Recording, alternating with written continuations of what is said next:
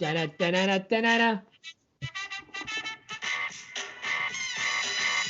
Hello and welcome to another Woodshop podcast with Mike Coffey of Coffee Custom Builds, Daniel Dunlap of Daniel Dunlap Woodworks, and Peter Kapar of Petrie's Workshop.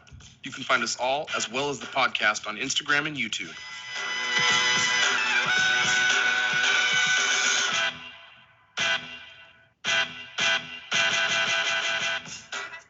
Welcome to episode 26 of another Woodshop podcast. My name is Peter Kapar, and thank you for coming to my TED Talk.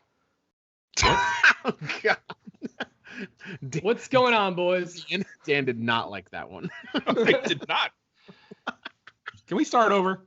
Let's Is it rerun too this late? one. All right, We're let's play rolling the it. song again. We're rolling it. I got 1 out of 2 laughs. That's all I need. I liked it. I thought it was Gentlemen, what is going on? It was a crazy week. Has it? It has been. For I think me, it's it going to be a was. long week on my bench this week.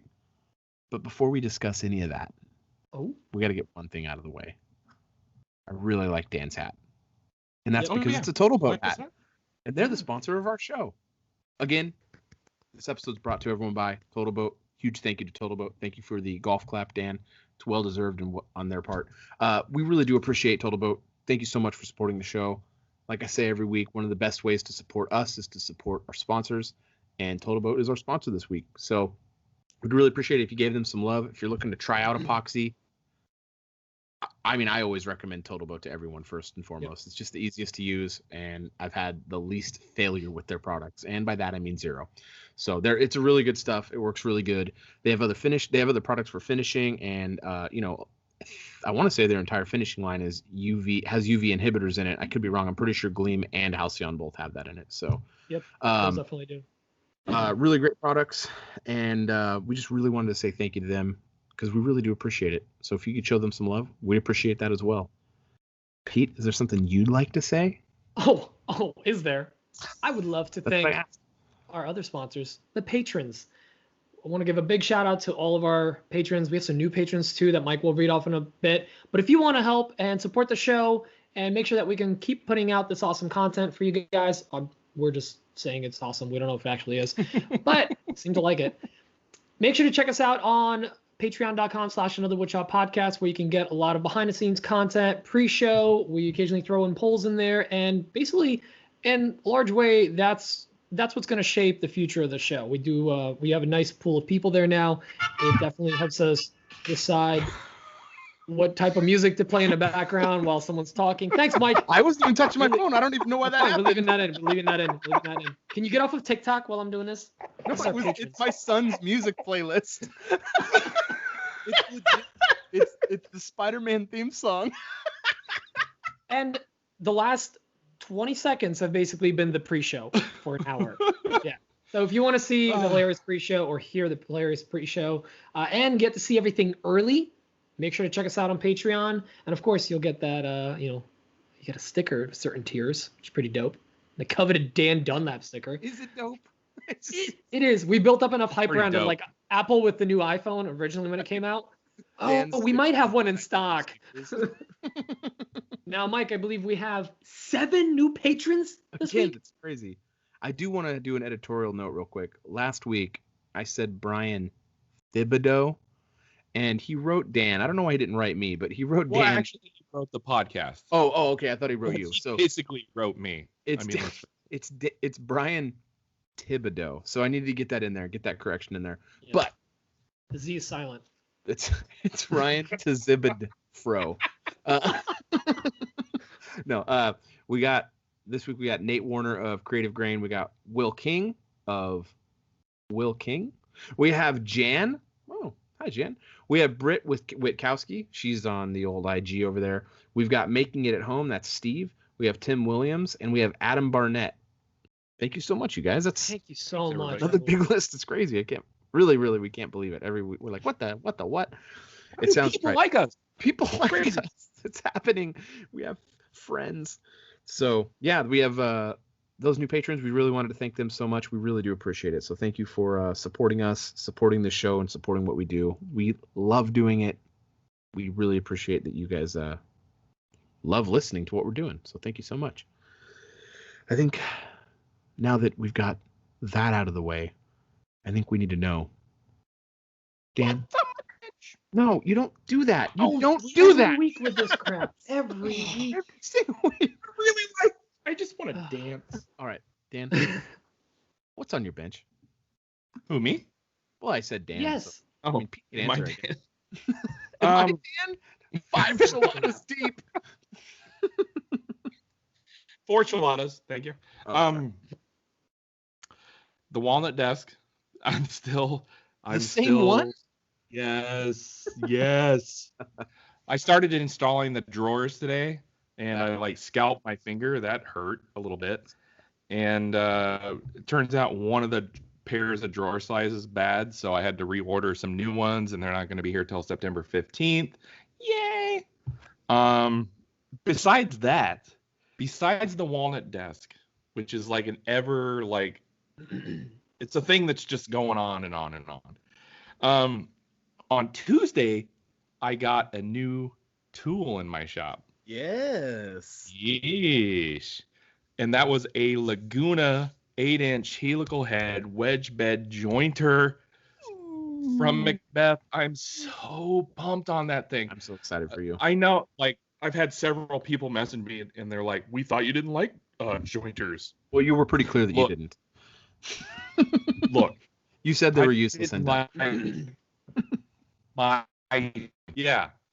didn't like the jointer that I had, which was a 6-inch bench top jointer. This thing is flippin' amazing.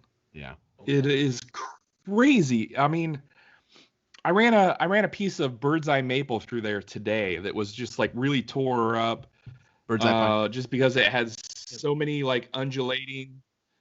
Dan, did you do it at a 1/4-inch cut again? No, I didn't.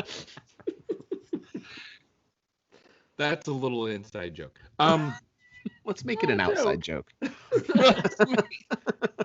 So I posted a video on my IG account of me using the jointer for the very first time, and I may have cut a little too deep in the beginning. I cut like a 1/4 inch deep, but I will have you know that it did it, and it did it very cleanly, and it's still very flat. However, back to what I was saying, the bird's eye pine, it was super, super rough. There was a lot of tear out just because of the undulating grains and everything going all which directions. And I cut it at like an 1/8 inch deep, and it is smooth as glass and flat as can be. Fat as can be. Fat as can be. That's flat as can be. And yeah, it's an amazing machine. I'm super, super pumped to have that in my shop. And obviously, little throwback, the dust collection is working great. Thank you to Mike and Rusty yet again. Working great. Sweet. And I think that's it. I think that's all I got. Cool. Pete, what about you? Ooh, I had a busy week. So I got Dan's lathe in my shop, which is now Pete's lathe. No, your lathe. Yep. It's my dream lathe. It's the Jet 1221, and this thing is amazing. Dan, I'm so happy with it. The piece of wood that you chucked in there about 9 months ago that you shipped it to me with. It's almost a year ago. I chucked that in there in August of last year. Oh, God. Yeah. Well, I threw it in there, and thank you for sending like the tool. He threw in some extra tools and whatever he had kind of laying around. And now I'm pretty set because I still had my previous chuck, my previous face shield for my old lathe, and a couple of older tools. So I was like, oh, let me try it with my other tools. Let me see if it was the old lathe that was kind of not up to par, or if it was actually me. And oh my God, this thing is so smooth. It's so quiet. And the fact that it's got forward and reverse and variable speed, it's just a dream. And the best part is, it's because of that stand, it's such low profile. It sits up right up against my garage door, and I roll the flip top cart right up to it. I lost only about 10 inches of space. So it feels like it's not even in there, and it's amazing. So it's great to have a big tool in a shop that takes no space. Aside from that, I got my other new tool that I actually planned on getting, which was the Festool Domino. My metric conversion therapy is on schedule. And it was a little bittersweet. I'm obviously very happy to finally have the domino in a shop. Mike still needs to give me a quick rundown on how to use it. I'm a little afraid of it because it's like this why god would you tool. ask me? I don't know anything about it. That's fine, Dan. Whatever. But it's a little bittersweet because I'm a little sad because I can no longer comment on YouTube videos that, oh, I could do that too if I had a domino, which is a bummer. So, because now I have one, so whatever. So that's very exciting. I'm super stoked. And so I got a Macbeth, and Rusty was the man. He sent it over with a sustainer of dominoes included, and he said it was a wedding gift. So that was like super nice. Emma was super excited. She loves dominoes. I think. Aside from that, it has been what? The game? Yeah. You like the game or domino? She's that person. Super great reference. The boys. That's between us. My OG. Aside from that, my entire week was spent in front of the CNC. We're continuing to do wedding signs, both secret projects that we're hiding from people that are going to be in the wedding party, and obvious projects. Wait, they don't listen to this podcast. I can say it. Probably. Terrible friends, right? I'm making custom wedding the hangers for their clothes with their names carved into it. So that took a lot of figuring out. So they look really cool. Yep. I had a little color bleed, but I got a lot of advice from people in our community, which has been really cool. So I just need to finish those up. I have only like 3 or 4 left. I've been cutting up the mounts from the Woby mounts. A lot of people are seeing them floating around. Woby designed. It's Ben Pike, I think, is the guy's name. He makes these really sweet Pike. It's P-A-I. Pike. All right. So I got the plans for that. I don't know, man. It's fat. What was the word? Fat something? Fat bleep or whatever? Pike. So got those files in. I tweaked them a little bit because the first one I cut, I had to babysit the whole time because I had the pieces kind of coming loose and moving around on me. And basically, I got it locked down so well that I was able to figure out the spots where the bit wasn't going to go. And I had the CNC pre-drill some holes. I attached it to the bed. And I basically let that thing cut out the whole thing and walk away from it with occasional supervision. But I don't have to babysit it. And I was able to knock out like 4 today. Yeah, I cut 4 today alone, which is really cool. And my neighbor hits me up out of nowhere. And he's like, hey, can you cut something like this for me? And he just shows me a circle. I'm like, what is this? And he's like, it's a speaker mount. So it's a recessed speaker mount that he got off of Amazon, but it was like a generic size and he couldn't get the speakers to fit. And I found out he apparently builds custom sound systems, like West Coast Customs style sound systems in people's trunks, which is still a thing, apparently. That's good to know, which explains why it's so noisy at night sometimes in our neighborhood. And so he gave, he was like, oh, I need it for these 4 speakers. I took some dimensions and it was really nice because I threw him into Fusion, threw him into from there into Aspire, and I got him carved out the next day. He was actually blown away, and then he gave me money for them, which is like the best. So it was really cool to take something from nothing to that in like less than a day. And that's pretty much it. It's just been a lot of CNC work, tweaking, and other stuff. What about you, Mike? Finger guns. Don't. Oh, I thought we agreed we weren't going to do that this week. I thought we agreed we were going to. You're wrong, idiot. No, we this week's been really crazy for me. I'm actually feeling pretty stressed out about everything going on right now. I finished up that coffee table I was working on for 9 months back on last weekend. I think that thing took like a month and a half. But I finished that up, and actually the client came and picked it up, which was really nice, and they loved it, which is awesome. They were like in love with it. They did a bunch of posts on Facebook and shared it to a bunch of people, and that's led to a bunch of inquiries, which is always nice. So nice getting that off the bench. It was like necessary to get it out of the shop because I have a lot of stuff going on right now. I started a shed build. If you followed along on my stories on Instagram, I'm building a shed because I'm emptying out my other 2-car garage to put my CNC in there, and I'm going to be taking over that space as well. So just real busy right now. Work was actually pretty busy this week. I took tomorrow off. Today's Thursday. Just so everyone in the future knows. It's Thursday right now, so I took Friday off because it's Labor Day weekend this weekend, and I'm gonna have a 4-day weekend. And I've got a bunch of people coming over tomorrow. Rusty with Macbeth is coming over for the day to hang out and help me out in the shed. And then Saturday, Leland with Stock Built's coming up, and my cousin Matt is going to come over, and my neighbor and friend Ken is going to come over. And then Sunday, Christian Sapp's coming over, my cousin Matt, and I believe Rusty's coming Sunday and Monday as well. So trying to knock out the shed, get at least the exterior done so that during the week I can caulk up the joints and paint it, get everything prepped for that. And then I can, while they're there, I'm going to move everything out of the other garage and into the shed so that I can start making dump runs during the week, getting everything emptied out of there. And then I got a bunch of plywood coming. I got a bunch of insulation coming. I'm insulating out there. I got a ton of stuff to do. So I'm real busy for the next 3 weeks because CNC lands it lands in 3 to 3.5 weeks.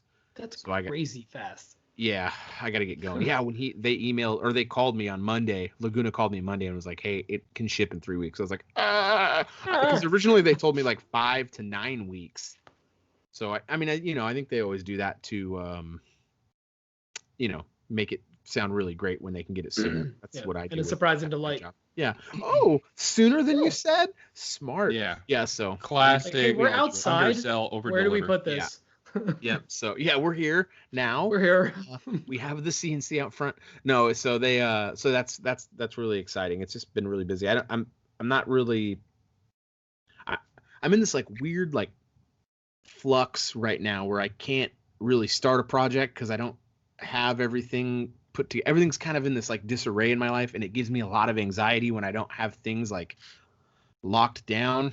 I feel like I don't have control of my shop right now because things are just kind of in a mess. I hate it so much. It makes me so.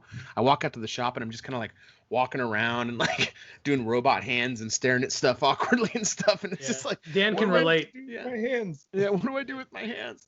So Dan gets it. He really gets it. I've been working on like really random projects all week and just doing things like cleaning up around. I don't have anything I can do. I can't like start a project because things are going to be in disarray for the next few weeks. I'm going to be moving stuff around. Yeah. And it's just going to be kind of a mess. Just to clarify, you're not getting a standard like little CNC that a lot of people have. You're getting a big boy CNC. Yeah. So I'm getting all the size. I don't know if I did, but I'm getting the Laguna Swift 4x8 CNC. I think I mentioned that last week, but I'm getting the Laguna 4x8 CNC. It might be worth mentioning again. So, which is like a 6x9 footprint, right? It's something like massive. It's huge. It's 4.5 feet wide and 12 feet long. Oh, Jesus. So, wait, 54. Yeah, 4.5 feet long or wide, and you know what? I'll pull it up because I don't think it is actually 12 feet long, but well, it seems it's big. Enormous. It's big. Well, maybe it's counting the footprint of the controller as well. It might be counting that, but either way, I'll pull it up right now while I'm talking. But yeah, so that thing's coming, and really exciting news. I'm really pumped about this. The boys, Dan and Peter, are going to come out after that thing lands, and we're going to have, I don't know, I'll probably take a Friday and a Monday off. I don't know what you guys are going to do. We'll make like a long weekend out of it. Weekend. Oh yeah. I'm probably going to do like you did and come out like Thursday night. Yeah. You guys should coordinate when you're going to land, and then, no, it's, I'm sorry. Oh, it's not 4.5 feet wide.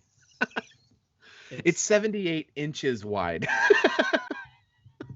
6 feet wide. It's 6.5 feet. Yeah, it's big. It's big. So 6.5 feet. I was saying the arm's got to be like the actual arm that runs on the side. Yeah, it's thick. It's girthy. It's girthy. Yep. I'm so stoked to for all of us to meet up. This is actually, fun fact, the first time the three of us will be together. Yes, that is true. Yes. It's going to be very romantic. We're going to record the podcast shirtless. Yeah, shirtless. I mean, there's no reason to have shirts since we'll be in the same room. On a single mic. Yeah, we'll turn it off. Just sit around it. But yeah, we can record. We can do a live with a guest. Oh my God, we could do live. We'll finally have a 4-person live. We'll be able to do a 4-person live. Have we lost Dan? Is that what just happened? Yeah. No, he's just really happy to see you. He's got a big smile on his face and not moving around. My internet cord went out. Your hardcore internet cord. There he is. There he is. He's back. Yeah. yeah, so yeah, I cannot Awesome. wait for those guys to come out. We're gonna do my dust collection, and realistically, I'll probably have a lot of the stuff already set up by the time they get out there. So we'll probably just be doing a lot of hanging out because I can't wait to put this stuff together. No, I'm gonna have to please start. don't. Oh well. Yeah, I know you don't. I'm sure you're gonna miss out on that, but they're gonna come out. We'll have a good time. It'll be fun. We'll make some fun I'm really content. just looking forward to hanging out and maybe going to Macbeth in Yeah, person. we're all gonna go to Macbeth. We're gonna set up a local Maker Meetup out there for sure, and then Dan. Nope. And then What? I muted the mic. It's fine. Thank you. We'll do a local Maker Meetup out there. We'll coordinate all that stuff and get the information out for everyone. Oh, But yeah, can't so wait. what else? There's something else going on my bench. I guess that's kind of it. There was You something sold else your I feel. tool? Sold a tool? Oh yeah, I sold my drum sander today. That's exciting because I'm getting the 2550 like Dan has. That's coming tomorrow. I have the 2652. That's coming tomorrow, and so is I got my spindle sander coming tomorrow too, so that's super exciting. And then when my plywood comes, either next week or the following week, my dust collector's coming as well. So that's gonna be cool. And then yeah, I just got a lot of stuff going on, so it's gonna be crazy. I gotta sell my dust collector. So if anyone's looking for a P-Flux 1, hit me up. So Christian Sapp was gonna buy it, but some things changed in the situation, and he can't buy it now, unfortunately. So that's gonna have to go to someone else. Cool. So Well, should we jump into some questions? I believe we should. That is what we normally do. So why don't we keep up with the tradition? This is a family show, and we do traditions here. Now, wait, before we start, actually, Nope, we're going into it. Take, so no, first, I just want to take a second, What's up? and we want to reach out to a friend. If you're out there, we're thinking of you. We didn't hear from you this week, and we're very worried. Josh, the dad. If IG. Yep. We hope you're okay. We hope you're listening to this, and we miss you, buddy. Josh, if we don't get another question from you by next week, we will call the local authorities to do a check on you to make sure you're good. Yeah. And then immediately our lawyers, because you're obligated to call. We're coming after all of your belongings. Yeah. We're going to sweep you into the ground. First concern, but then we're going to take your everything. We're going to take your everything. Everything that was yours will be ours. And we're selling it for pennies on the dollar. So this first question is from Andy Kremer with Alpha Kilo Woodworking. Hey gents, it's Andy from Alpha Kilo Woodworking. Quick question / topic for you guys to discuss. Burnout. Do you guys ever hit the wall where you just don't feel like being in the shop, or what it is that you're working on is not, quote, stimulating enough, and you feel like you're pushing to just be in the shop, to do something in the shop because you feel like you are supposed to be in the shop? I don't know, just something to discuss and see what you guys do to either kind of break through that wall, or do you legit like step out of the shop for a day or two and just say, I can't really do it right now, and I'll come back around to it. Anyway, appreciate y'all's input. Keep crushing it, and we'll hear you on the next side. Daniel. Yeah, I think we all experience a little burnout every now and then. I alleviate it by going camping every other weekend. It's a wonderful thing. What are you doing tomorrow? I'm gonna go camping. But yeah, I totally get it. Like, I've been working on this walnut desk for it literally feels like 6 months now. I really, really, really want it to be done, and my clients are like texting me every other weekend. They're not hounding me or anything. It's just like excited. A subtle reminder that they're like, yeah, they're excited, and it's a subtle reminder that, hey, you need to get this done. And believe you me, I want to get this done, but it just feels like it's taking forever, and I'm hitting setback after setback after setback. Like today, I was installing the drawer slides finally, and I found one set of them was bad, so I had to reorder a new set, and it's not going to be here until like September 15th. So I'm like, oh, you got to be kidding me. So yeah, all that to say is I feel burnout, and it does you well to take a break every now and then. And that's coming from a guy who does this for a living. I don't have to go to a job a job and work an 8-hour day like Mike and Pete, and then come home and work in my shop. I work in my shop from 8 or 9 a.m. till 6 or 7 p.m. So yeah, burnout happens. You got to take a break every now and then, and just keep going. Pete? Yes, I've had burnout. I experienced burnout once in a while. Most recently it happened right after I hit 10K. Then as I was 10K typing my what? 10K giveaway, 10K followers on, and that's metric followers. Hold on, let So- me do the math. When I hit that, it kind of kept rolling. I was on a nice high. I just happened to work with Filson. I had a nice rush of followers from that. I was growing pretty well, and I was just going nonstop and within like 2 or 3 weeks, I ended up hitting 12K, and that's when I actually did the giveaway. And that was like end of July or something like that, beginning of August, something like that. And I just kind of I was just burned out, and I literally went and didn't post for like 4 days. It wasn't out of not wanting to post.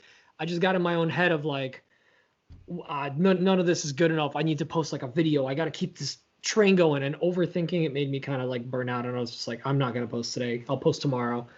But I mean, burnout's a real thing if you don't have a goal in sight. So to give you a little history, I hopped on Instagram at this point, I think about 4 years ago or 3 years ago. And I went hard for that first year. I went from 0 to 5K within a year. And 3 years ago, that was pretty hard to do. You have to put in some serious work just to grow that. And not that it's not hard now, but I was putting a lot of time into Instagram, almost probably more than I am even now. And I hit a strong wall. Like basically New Year's hit, and I was like, I can't. I have to step back. And after stepping back, I actually ended up getting sick for a little bit. And I'd spent like 8 months basically barely on the platform. And within that year, I grew maybe 500 followers. Then this last Christmas hit, and I went all out again. And now I'm about to hit 13K because I put in the work again. So like burnout's a real thing. And the reason that I quit back then was I had nothing. This wasn't benefiting me. I was getting glue from giveaways or occasionally something from a small sponsor. And then I was like, all right, but I'm not getting paid to do this. I'm putting in 40 hours plus a week into this, and I'm getting nothing out of it. Now, that's not an option anymore. Yeah, I hit some burnout days, but I never try to let them last more than a day because this is now flourishing and it's growing. We have a podcast. Like people are relying on me in a way. I can no longer afford to just kind of take a week off or something.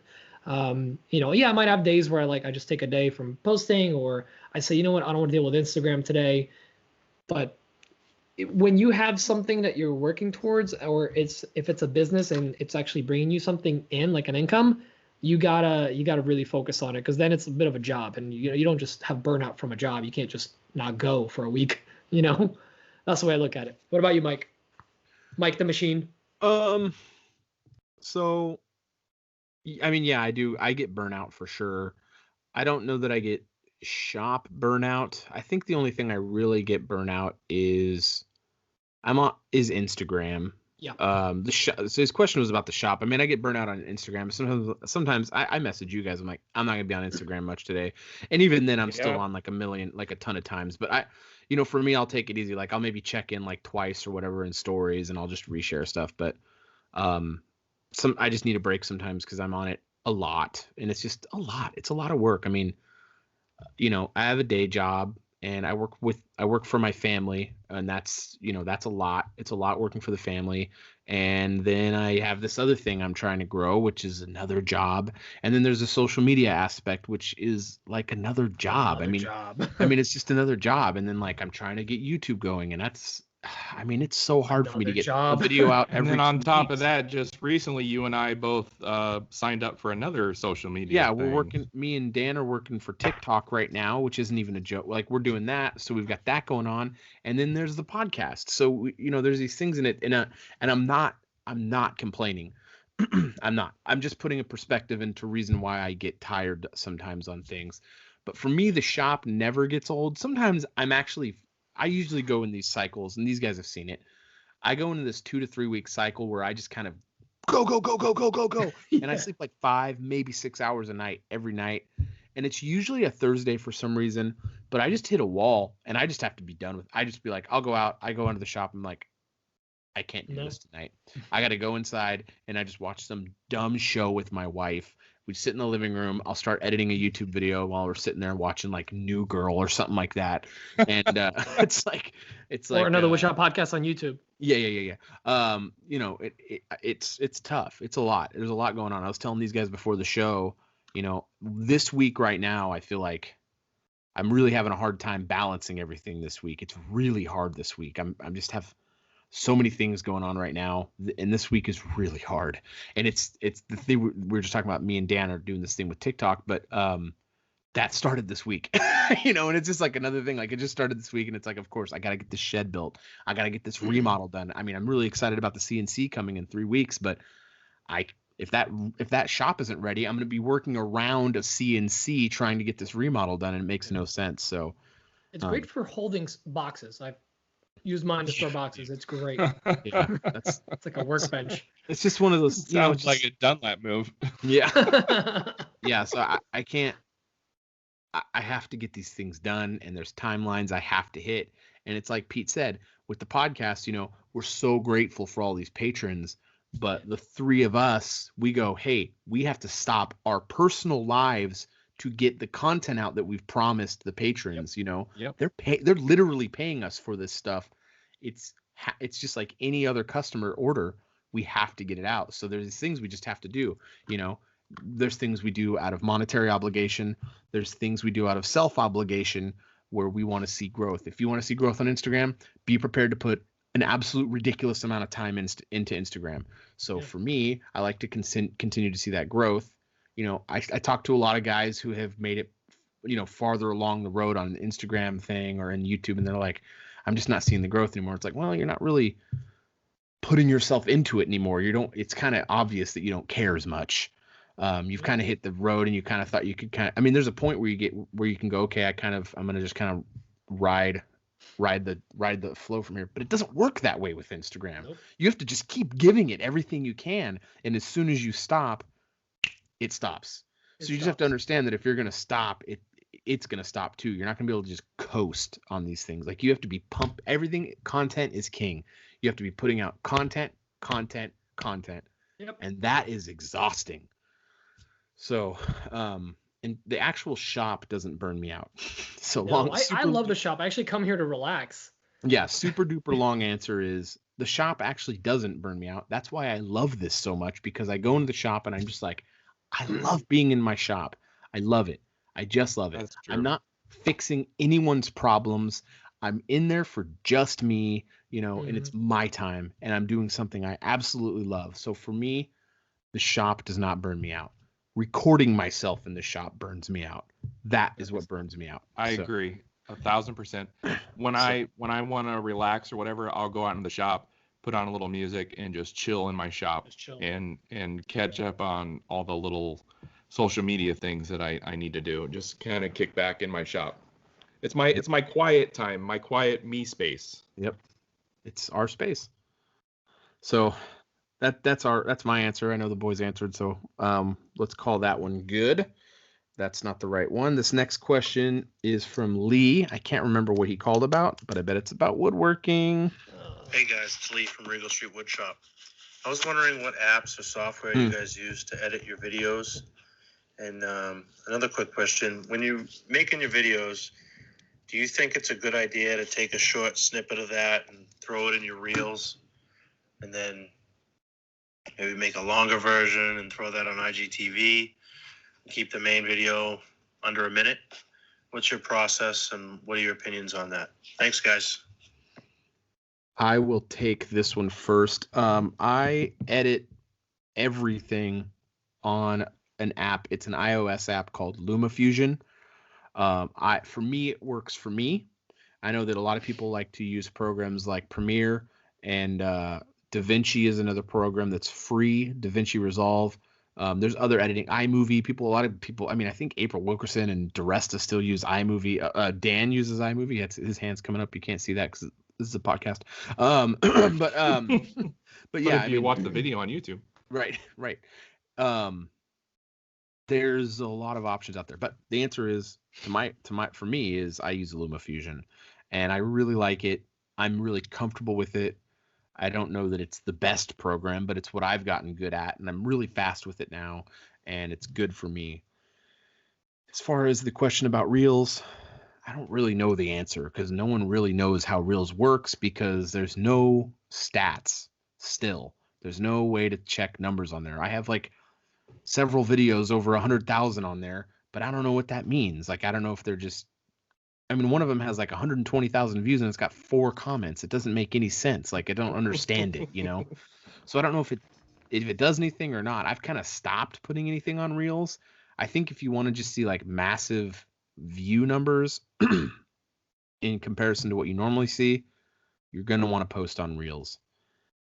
As far as like posting a standard post at your traditional length and making a separate version of that post to go on Reels, I would really caution against doing that, because if I'm looking at someone's post and I watch their post and then I see it in Reels, I'm not going to watch that second version of the same content. That's my opinion. So I think you're wasting your time. So what I think the goal you should do is actually try to truncate all your content into a 15-second post, because the bottom line is most social media stuff in these apps is going to shorter format for low attention span. Those are the videos that do the best, is the short format stuff. I've been actually trying to make all my posts because of multiple reasons. One is Reels, one is TikTok, and I have noticed that my posts that do the best are my short posts, ones that hit quick cuts, go to the thing real fast, and then you're done.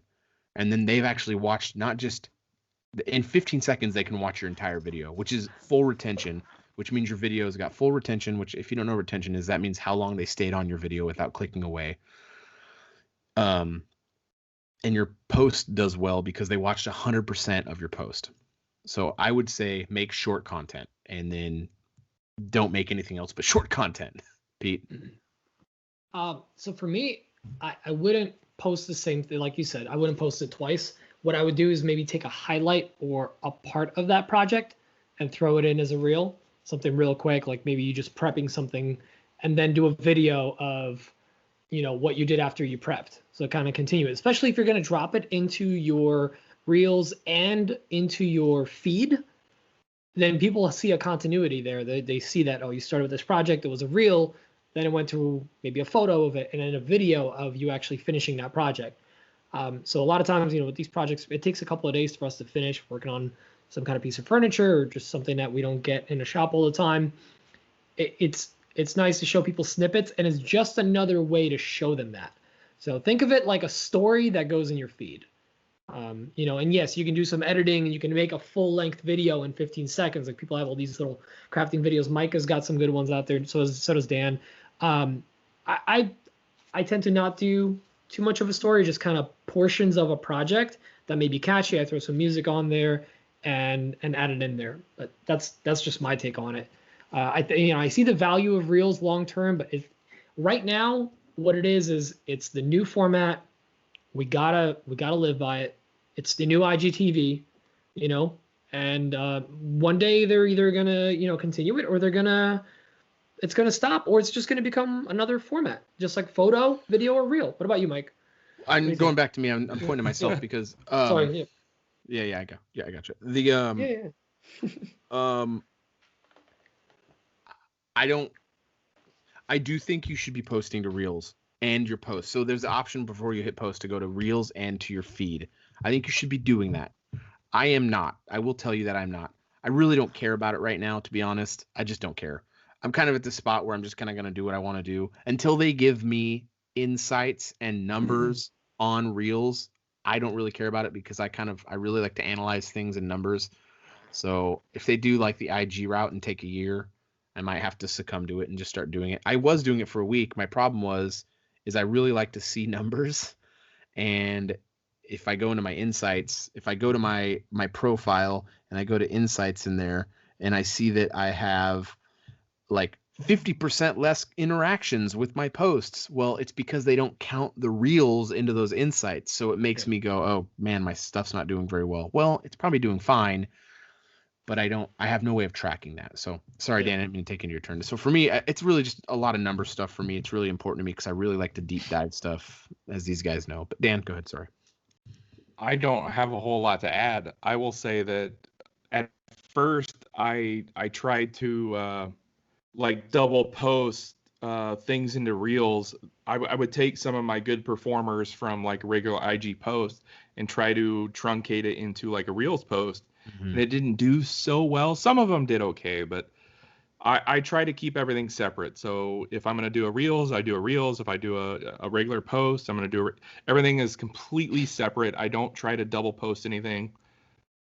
So, you got some, Dan? Real quick, yeah, just on that, I've noticed that too, Dan, that if you take some of the like fairly recentish, I did have a couple posts that were like really old content that I turned into reels that did well. So I think if they've been off the radar for a long time, like even someone who's really engaged in your account might not even remember that they've seen this content. Like yeah, I didn't go back that far when I tried to repost. Right. So. That's all I wanted to add. I didn't mean to interrupt. I'm sorry. No, it's fine. I forgot what I was gonna say.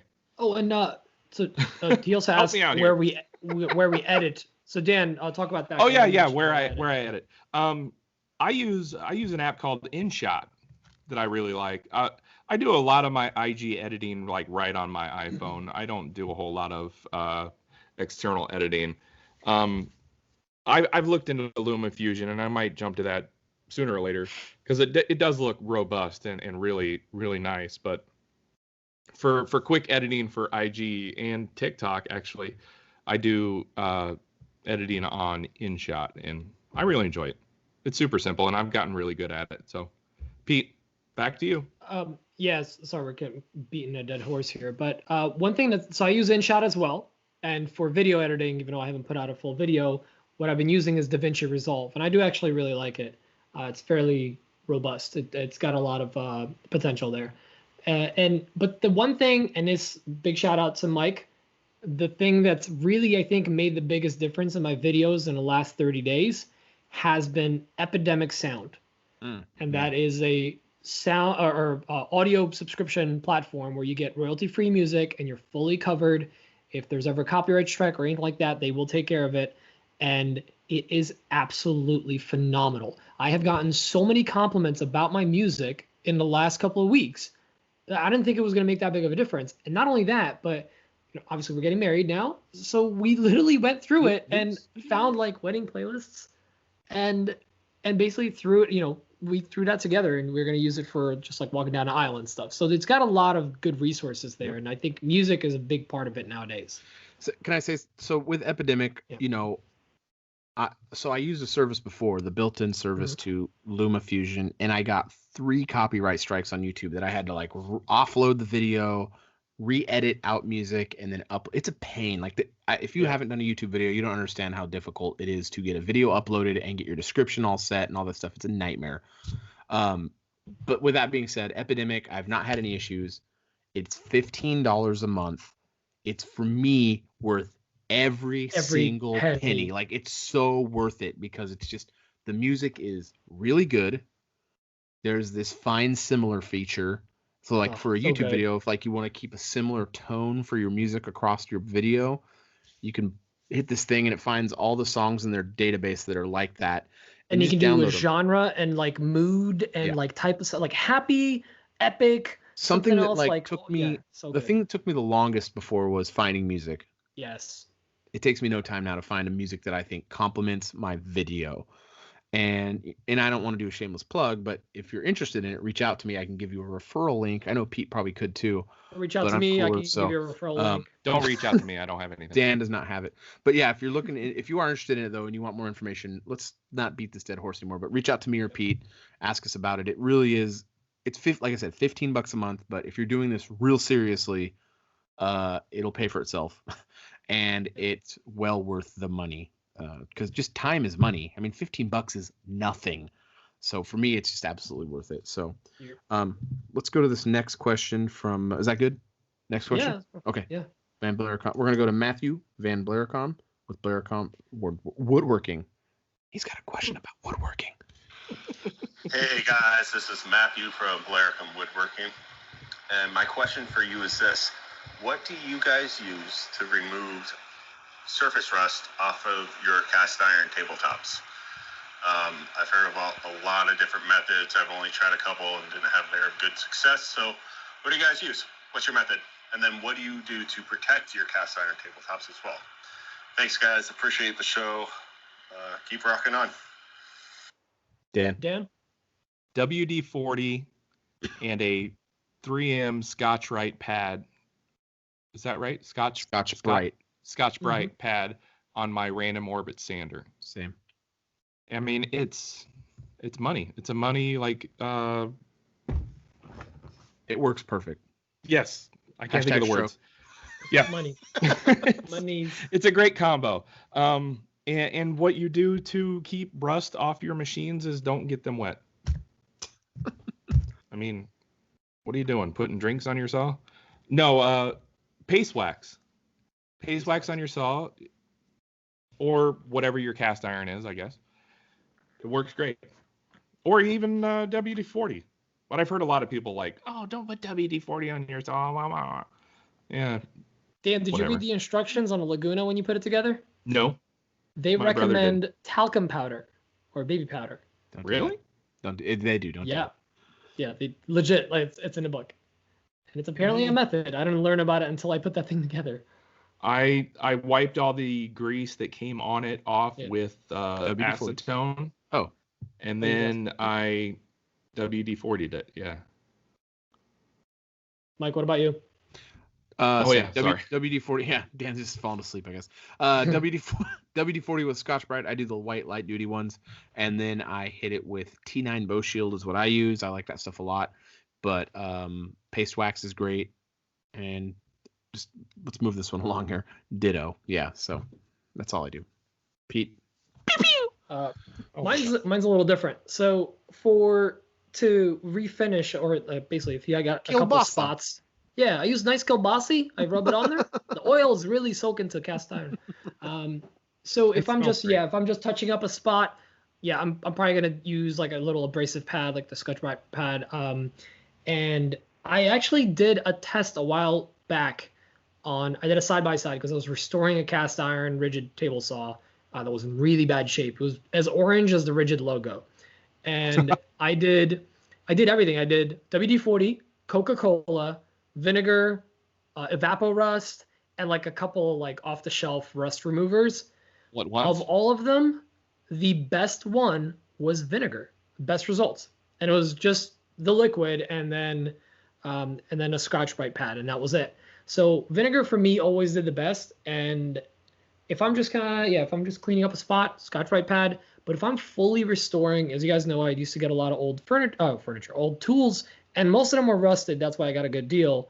And when I restore it, and I know some people are gonna hate on this, but I used an orbital sander, and I threw like a decently fine grit on it. Yeah, I did like a 400 or 600. I think you did 320, no problem. But I've done had 220 one that bad. My I've done joiner, that on my saw stop. Here's the thing. My joiner, when I got it, the old Delta, was so bad. Nice, Mike. Nice. 2 in a row. It was so bad. The rust was literally, it was just pitted in the whole thing. I had to go down to almost 80 grit because it was literally like 80. Yes. I went to 80, and then I literally went through every single grit and buffed the whole thing and checked it with a metal square to like be like, all right, is any light going through? I leveled that thing. So there's some people that say never take a sander to your cast iron. You can. You're not doing machinist's work. You're doing woodworking. You're not going to create a dip in the wood. It's fine. But that's just my only addition to it. Yep. What? You said dip in the wood. Oh, dip in the steel. Sorry, or iron. But yeah, so just that's if you're doing heavy refinishing. But for basic stuff, just that's it. All right, we've really pounded that one into the ground. All three of us answered the same thing. I added the sandpaper. Oh, that's right. I think I was unique. Kielbasa juice, vinegar, Yep. Kool-Aid. All right. Vinegar for the win. Kool-Aid. This next one is from. I could see the Kool-Aid man coming through the wall. Why are you guys listing things off my wedding menu? Kool-Aid, I'm kielbasa, vinegar. Oh my goodness. Here we go. What's next? Nick Pachi has a question about desktop CNCs. Hey guys, Nick from the Working Grain. I was wondering if you had any opinions on desktop CNC machines. I'm looking to get into that aspect of woodworking and programming, but not looking to spend a ton of money. I also don't know a ton about it, so really just looking to get my feet wet. I was wondering if you had any opinions on different brands or models that, may have easier programming or are easier to learn on, that don't bring to bank. But any feedback would be appreciated. Thanks, guys. Dan? I have no idea what he's talking about. What are those things? Pete? You want Mike? This one. No, I don't know anything about CNCs. All right. So when you're saying desktop CNC, I'm thinking literally a desktop CNC, which is an actual category. So the two that kind of jump off the page at me is, I believe it's called a Carvey from Inventables, same guys that make the X-Carve. So the Carvey is actually really cool because it comes with its own enclosure, and it's fairly heavy duty. A lot of these desktop CNCs are. However, don't expect to actually save a lot of money with it, because these things are usually in almost the same kind of price range as like a basic Shapeoko. The other one is it's from the other guys. So it's kind of, you got these two schools of thought with these smaller entry-level CNCs. You got Inventables, and they make the X-Carve and a Carvey, and then you have Carbide 3D that makes Shapeoko, and they make the Nomad. The Nomad is like $2,500, so that thing is like heavy duty, but it's also self-sustained. However, it doesn't come with an enclosure. I have seen the Carvey at work. I know it does really good work, but it is a very small footprint. The nice thing about it is you literally take it out of the box and it's ready to go. You throw in. Are you sure it's by X-Carve or by Inventables? I can't find it on the website. That's weird. I wonder if they pulled it. I'm looking at their ads for it, but yeah, it was Well, it doesn't matter. Unless it was. It was Carvey by Inventables. Maybe they discontinued it. But yeah, I'm looking at their site right now. I'll throw the link in there. I'll throw the link in there, and you guys do your own research. But what I would really recommend, I'm assuming you're not actually trying to use this indoors. Like some people are running these CNCs in like their little workshop in the house or in an apartment. If you have a shop, if you want to put them in a garage, I would just highly recommend a small, like the smallest Shapeoko. Right? I mean, I would not consider it a desktop. I mean, the footprint is 2x4. That's the desk. Because the category that I'm thinking of when he says desktop CNCs is literally you can place it on your desktop next to all your other stuff and build an enclosure around it or something. Like they make small ones that you put in maybe a 12x12 piece in there, if that. I don't know anything about desktop CNCs, but whenever you say that, I'm picturing like something the size of a 3D printer. Well, they have the Next Wave makes those sharks and the piranhas, and there's those ones, and then what else is there? And there's plenty of the kind of the Amazon options, the weird off brands or whatever. I can't tell you about them. I don't know how much you would want to trust them. And the other thing is there's like zero support in a community for a lot of them. One of the biggest incentives for me to get the Shapeoko was the fact that there's a huge community behind it and a ton of resources. The second I unboxed it, I had dozens of people reach out to me with help and support. I didn't even ask. People were just like reaching out with, hey, if I can help you, or make sure to look out for this. Like that's one of the reasons why you're buying into these brands as well. And I would recommend that, but again, you're looking at that like $1,000 price point for one of those smaller ones. Is it worth it? Heck yeah. This thing can pay your bills if you do it right. Even a small one. You don't need to be printing massive stuff. That could pay your bills too. Like what Mike's getting, he's going to use that whole bed, trust me. But if you're starting out in CNC, look at a smaller model. Look at like the Shapeoko XL or L, whatever the smallest one is. And I think you'll be pleasantly surprised. It's not the biggest carving footprint, but the nice thing about it is you can actually slide a piece of wood through it, so you can do multiple carvings on one piece. So that's something to think about. If you have more questions, hit me up directly. I'll try to help you out as best as I can. But that's it. That's all I got. You guys did some of those words. Yeah. Let's do the giveaway, huh? Yes. Please and thank you. Oh, you're welcome, and please. Yeah. And stuff. So last week we announced the Week 11 Macbeth sponsored giveaway, and we were giving away, or I should say Macbeth was giving away, Rubio Monocoat 350 milliliter tub container jar thing. And we drew the winner during the pre-show. So if you ever want to hear us draw the winner, it's super gripping. You need to listen to the pre-show, and however you do that is you got to become a patron at the right tier. I don't know what tier it is. Don't ask me.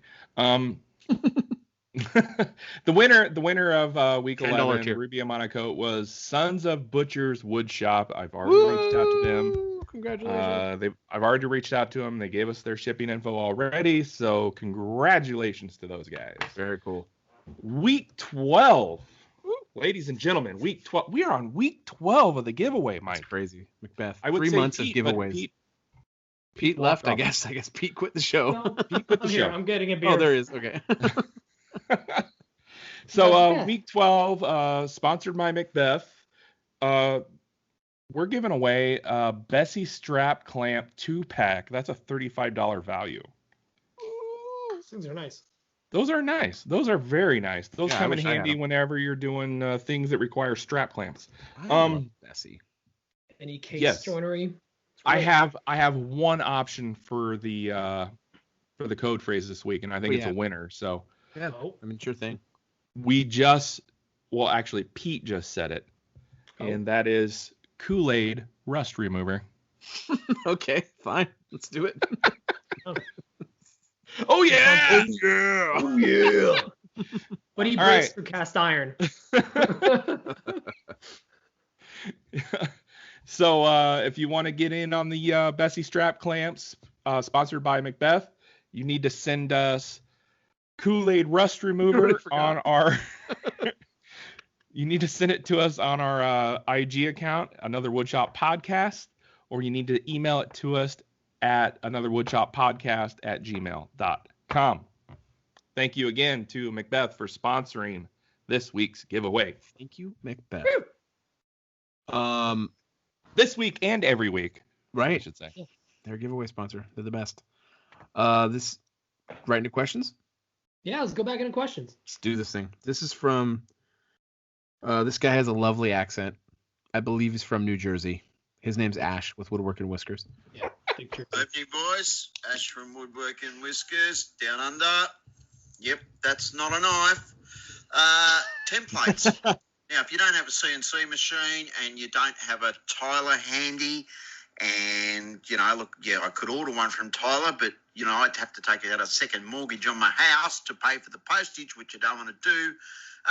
What's your suggestion, boys, in relation to making templates for the first time when you don't have those things available to you? What's the best way of going about it so that you get that perfect finish to use? Keep up the awesome work. Love the show. Go Metric. Oh, my God. I think he means Tyler with HGCAZ. Yeah. I'm pretty sure he's saying Tyler, right? Yeah, did he use Tyler as a is that what he's talking about? I was like, what? Yeah, I think he's saying Tyler. Yeah. Okay. So, this is how I've done it, and I haven't done a ton. I took some half-inch ply. I marked up what I wanted the shape to be on paper. I taped it all together, marked it on paper, and then I took, this is so janky, I took a Sharpie, and I drew, first I drew it in pencil. I drew the shape I wanted. Then I took a Sharpie, and I drew that over that pencil mark, and it bled through onto the plywood. And I cut that shape out on my bandsaw, and then I cleaned it up on my edge and spindle sander, and that was my template. And that is how you do a janky template. You're right. That's really janky. How dare you? I can't believe you'd say that. Did you know that janky means thanks in Polish? Just saying. Of course it does. I didn't Fun fact. know that.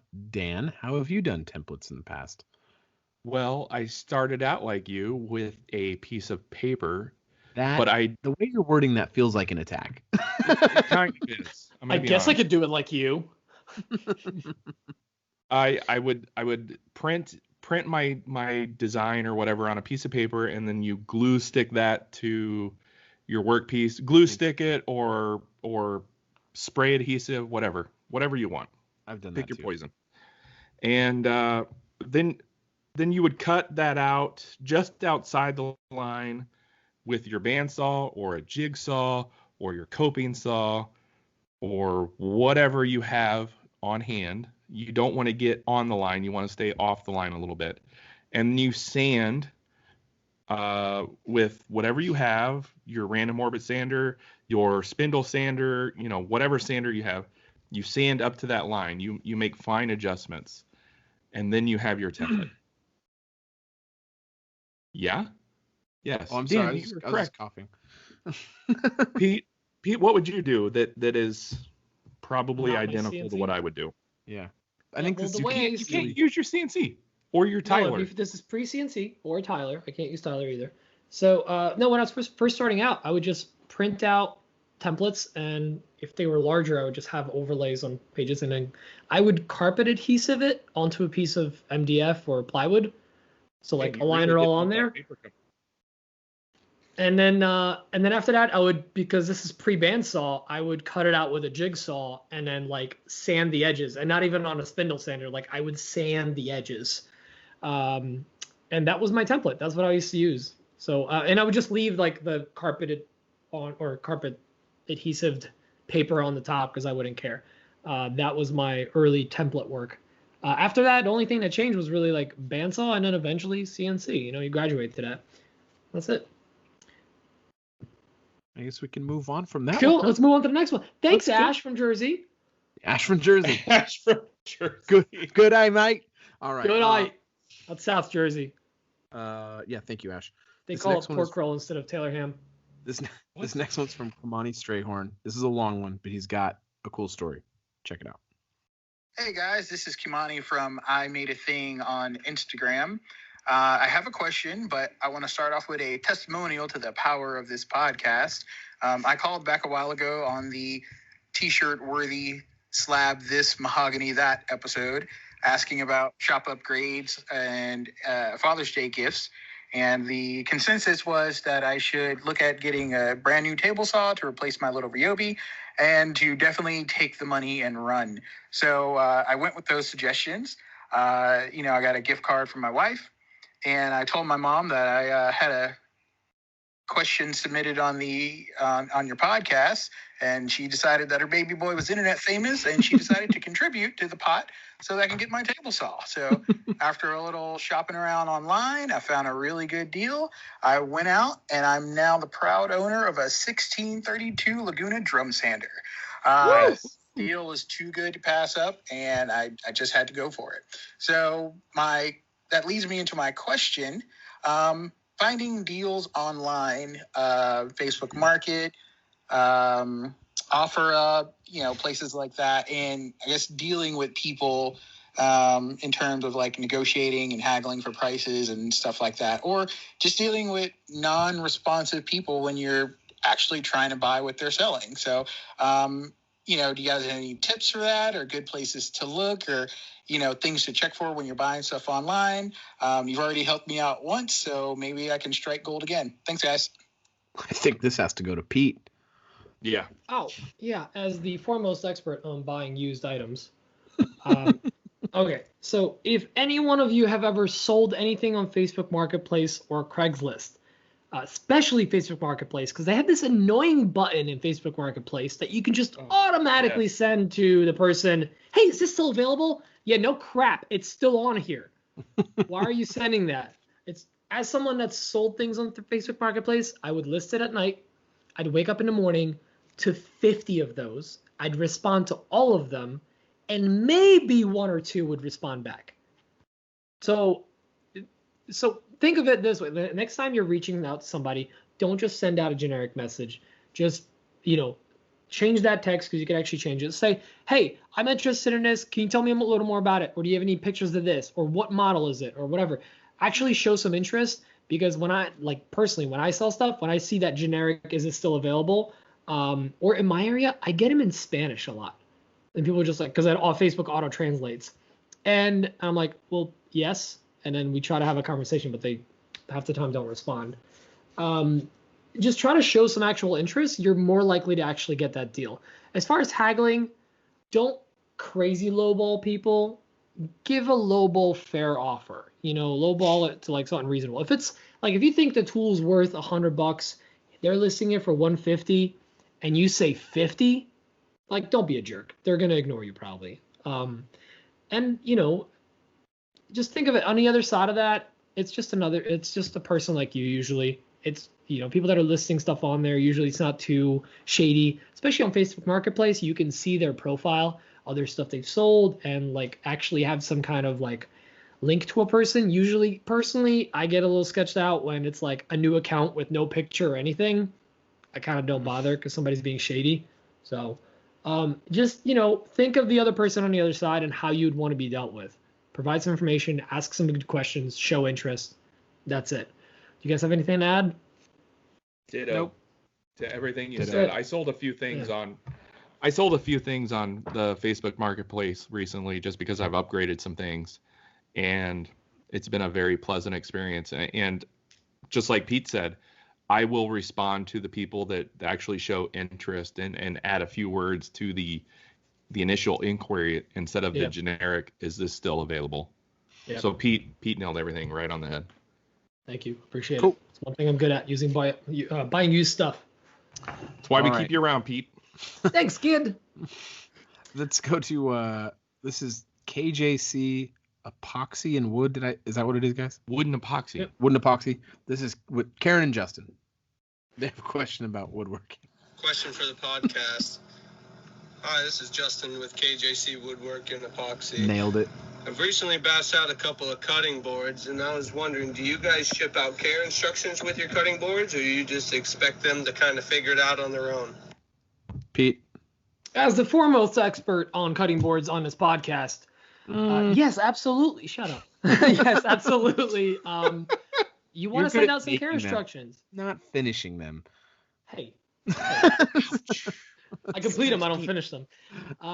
So yes, absolutely. You want to send some care instructions, especially if you are using an oil or wax finish.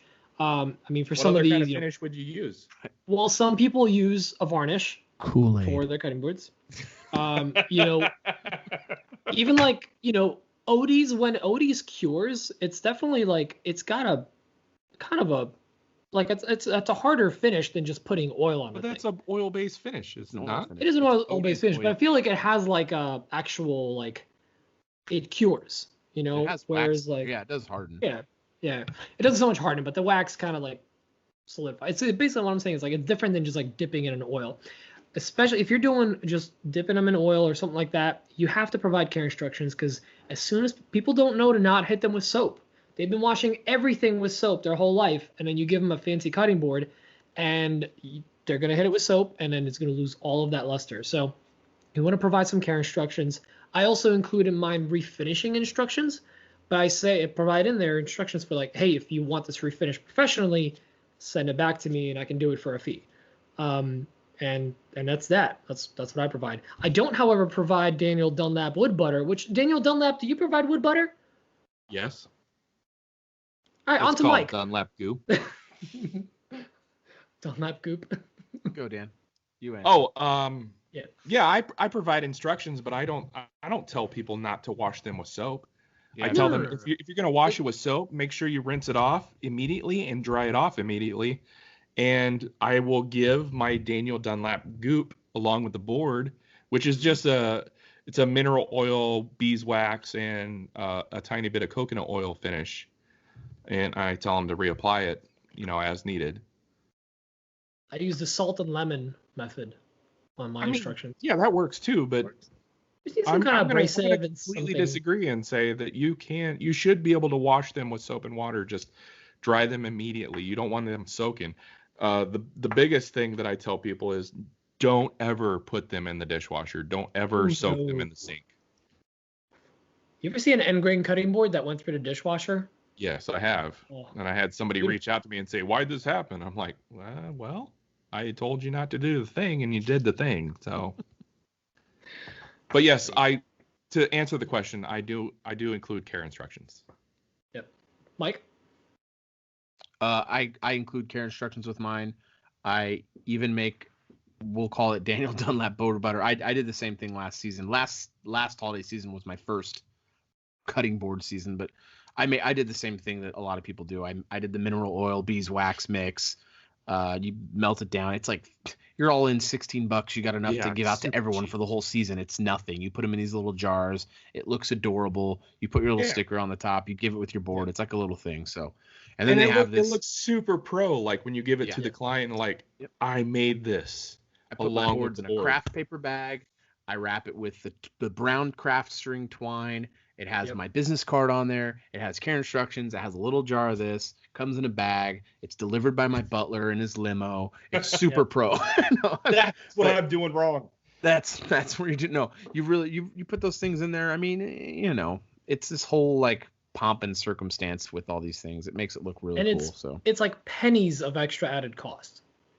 It's more than that, but you just put the money in there. I mean, it's more, but I mean, you're going above and beyond. The person's going to want one next year Also, I mean, if you're selling a $200 cutting board, like they're going to come back for something else if it's a good board. Hopefully. Well, not just that, it's gifts. They'll be like, I'm just going to buy a bunch of boards for gifts for family and stuff. So that's where the real cutting board money comes in. I mean, in theory, I got to start making cutting boards for Christmas. In theory, you make a cutting board, it should last a really long time as long as you made it right and as long as they took care of it right. Mm-hmm. The resale comes with them giving it to family members or friends as gifts. So that's where you really want to make that experience pretty bougie. You really want to make them feel like they got a really special experience out of that. So Dan's muting. I wonder what that means. All right. So this next question is from SOB Woodshop. Hey guys, Casey here from SOB Woodshop. First, I want to say, love the podcast. I look forward to the episodes every week, so please keep them coming. My question is about managing the business side of the shop, keeping track of your schedule and keeping that organized and your client information and things like that. Are you guys mostly winging it, or have you put some energy into developing some real processes for, customer relationship management and order fulfillment and things like that?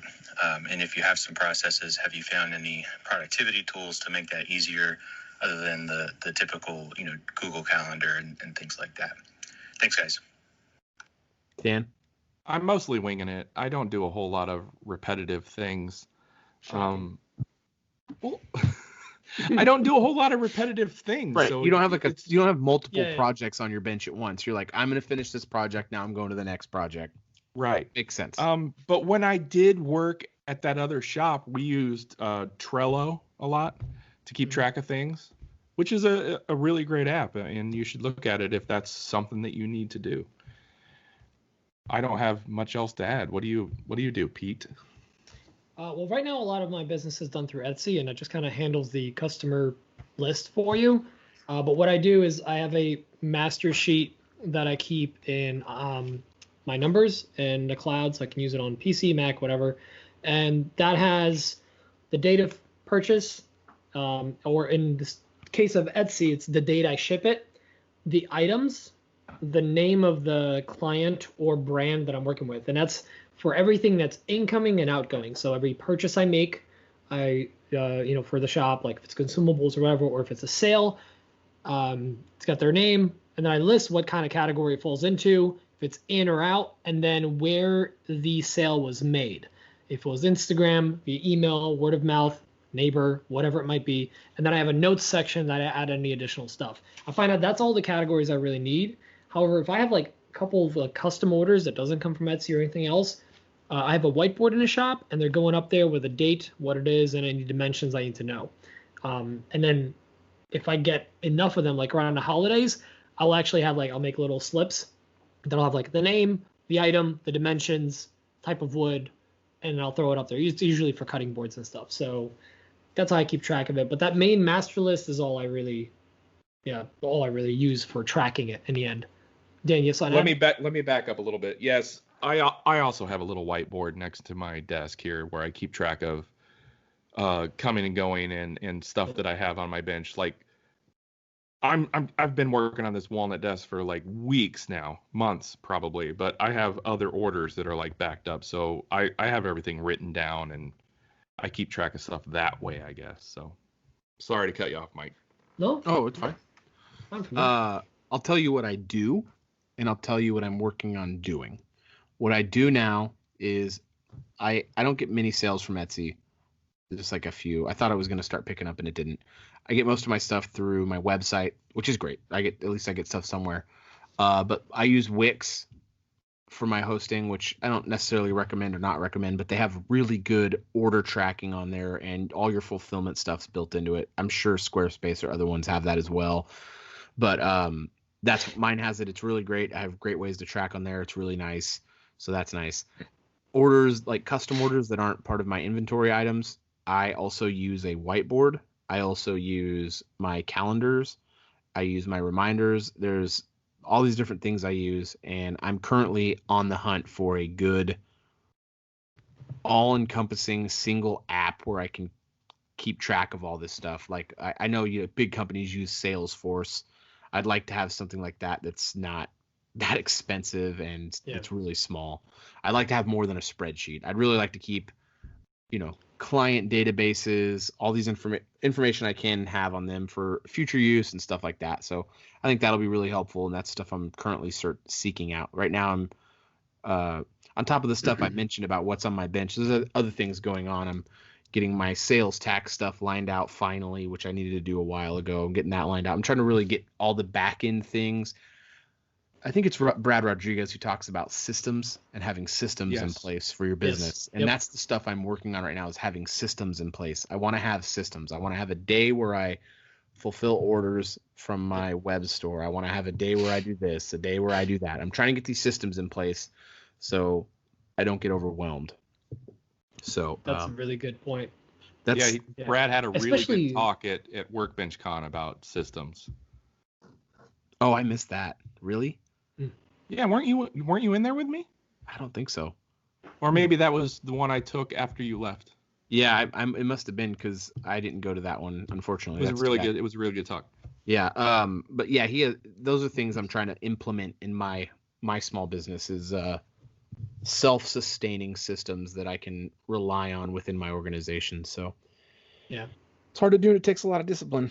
But I like the idea of I like what you said about you want to build to like a better customer relation, like management system. So you see your customers, you see that they're a repeat customer. Yep. I think that's important. When I see repeat customer, because Etsy actually has a thing, it just shows like, oh, they bought from you before.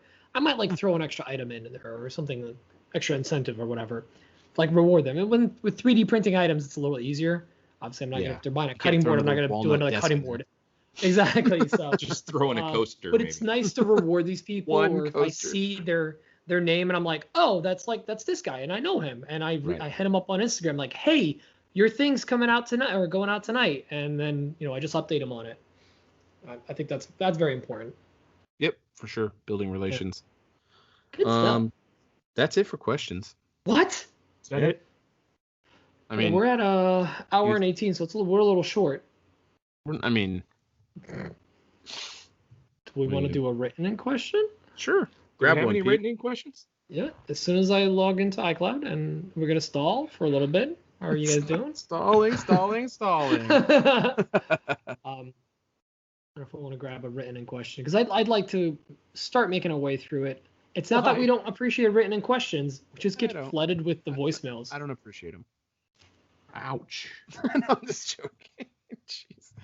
Okay. Ooh, awkward. A lot of stalling. You find anything yet? We're still stalling. Do you want me to pull it up? Yeah. Or? I'm pulling it up. Are you? I am. You guys talk about something. Dan. Oh, you guys are terrible at stalling. Yes. Oh, man. You guys just broke up for me right when I said Dan. That's really unfortunate timing. Hello? All right, here's a quick one. Can you hear us? Can you hear me? Can you hear me? Yes. Check. Dan, check. Good? Okay. I can hear you now. Go ahead. Here's a quick one. This is from Matt Morgan over at Matt Morgan. Which, by the way, I found out recently he's from Clifton, and he moved like 3 towns over. He's local. Why is that relevant? Clifton. Because I live in Clifton. Oh. Oh, so everyone knows he was dancing from like Omaha, Nebraska. And like Mike's in Sacramento, and like I'm not even in Sacramento, so you don't even know where I live. Well, Pete, I don't know how to see you, but Mike and I are kind of big deals. Whatever. I'm not. I'm about to hit 13K, and then you'll see that I'll be half Okay. the number. Anyway, so Matt Morgan from Matt Morgan says, how do you set up a drum sander? Well, Matt Morgan, this is actually very simple. Use a sheet of voicemail I don't know question. if we did. I don't think we did. It's not checked off. Well, if he did No, it, as a voicemail question, didn't he call it in as a voicemail? maybe he did. Sheet of plywood. Okay. That's it. That's the answer. Ditto. Cool. Next question. Yeah, sheet Pete of spent plywood. 5 minutes looking up this question that we already answered. Well, You're so pro. Do you think is there any questions about like creating systems or using apps to track your customers? No, that's this week. I need to answer questions from last week. Okay. What's a good one here? What about desktop CNC questions? Any of those in there? Hey, we covered that I'm already. quitting. Well, I mean, we can wrap it up. It's the end of the night. What? We didn't just wrap spend the last 6 minutes to not pull a question. Are you kidding me? All right. All right. Here's a good one. So this one is from. We're doing this all on the fly, people. This is all live. You guys are seeing this live. Kidding. All right. Tyler Kimball over at MegShark19 asks, do you ever consider / worry about the amount of noise you make as it relates to your neighbors? I have a DeWalt planer. Oh, that's the noisiest thing ever. The Banshee. Worried that my neighbors are plotting my demise. I'll take this one first. So I do worry about that. I've been seeing late into the night for the last couple of days, and when a CNC hits just the right angle on a sheet of plywood, it is the most high-pitched noise ever. And when you add to it a shop vac, what's up? Does your CNC do anything other than 90-degree angles? No, I'm just saying, of course. You well, said what? You said when What? it hits just the right angle, and I'm like, No, the not the CNC just right, goes- not a right angle. The right, like just when it hits a certain depth and a sheet of. Shut up, Dan. This is. I don't mean when it hits an angle like that. I just mean when it hits wood in a certain way at a certain depth, it just screeches. Which can happen, whatever. But it gets pretty loud, and I do get worried about it. My neighbors are fairly close. I'm in Jersey, where like houses are, you can stretch your arms and touch both houses in certain spots. Mine are just the hair over that. But not only that, but my folks actually live upstairs. So I don't really go and run my planer really late at night because I'd like for them to sleep. I mean, even just because I stay up till 2 a.m. in the morning doesn't mean they do. But yeah, it's definitely something I consider. Slowly getting tools that are quieter has been a big thing for me. That's why I have the joiner I have, because it's a hell of a lot quieter with the Shelix head on it. And the lathe that I have is a lot quieter because the lathe I used to have was hella loud. I won't really run the CNC, but like my dust collection's quiet, the drum sander's quiet, the bandsaw's quiet now. I've upgraded a couple things on it. It's like super quiet. So the only thing that's really loud in my shop is that stupid planer, the same one you're talking about. And I try not to run that after like 8 p.m. just because I really like my neighbors. And I tend to work with my garage door open late into the night. So what about you, Dan? I don't worry about my neighbors too much until it gets past 10 p.m. because that's the noise ordinance time, I guess. So you go by the law. Yeah. I have had my neighbor come over once before because I had my radio up too loud because I was just like jamming in the shop. To Nickelback? Oh yeah, of course, obviously. Is that even a question? I worry more about disturbing my family if I'm working too late because my shop is right below where my daughter's bedroom is. So I usually shut my shop down at 7 p.m. or 8 p.m. So it's not something I generally worry about too much, and I figure if I'm upsetting somebody, they'll come and tell me. My neighbors are 95% cool. There's one guy who's not cool, but we won't go into that. Mike. I really don't worry about my noise too much. I mean, it's really, I've done it where I've turned on my loudest tools and my dust collector and walked out to my driveway, and I can't hear it past my vehicles. So I don't really sweat it. If I can't hear it, then they can't hear it at their houses. That's a great way to check it. Yeah. Um, But you work with actually- the doors closed usually, right? Yeah, I mean, I have to, because otherwise then I wouldn't be able to run my tools. Let So- me back up a little bit. It used to be a problem, but now that I have AC, I can shut my doors and I don't have to worry about that. Well, I actually open my garage door, one of my garage doors, until 10. When 10 hits, I close it down, and then I know they can't hear anything. That's another reason why I'm putting the insulation in the new, the CNC shop, because I want to be able to run. I want to be able to run that CNC late into the night. And the So- AC. Yeah, and the Not the AC, AC. Not the AC. Well, the AC. but The dust DC. I'm collector. sorry. Yeah, the The dust DC, collector is yeah. going to be way loud. The spindle AC, on this DC. on my CNC is like dead silent. It makes like no noise. It's the Cool. dust collector that's going to be making the noise. So, yeah. Cool. That's what I do. I don't really worry about it. We have like a half an acre, and I mean, everyone around here is pretty cool. And the people next to us, I mean, they both can't hear.